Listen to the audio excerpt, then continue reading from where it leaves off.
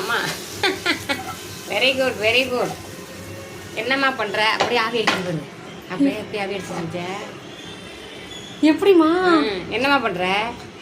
Potato fry பண்ணுறேம்மா. Potato வந்து fry பண்ணி தட்டுக்கு வர மாதிரி தெரியல, தரையில் போயிருமுல இருக்கு. பாருங்க என்னென்ன வித்தியெல்லாம் கற்று வச்சிருக்கீங்க பாப்பா. ஏகப்பட்ட வித்தை தெரிஞ்சு வச்சிருக்கேம்மா.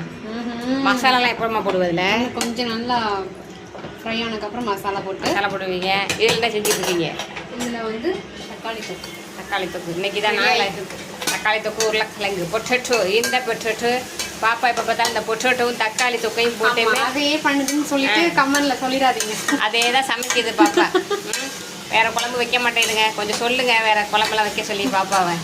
பொட்டேட்டோ தக்காளி தொக்கை போட்டு எங்களை இப்போ அடுத்து விடுவோம். ஆமாம், அதோட சூப்பரான குழம்புலாம் நீங்கள் வைக்கிறீங்களேம்மா.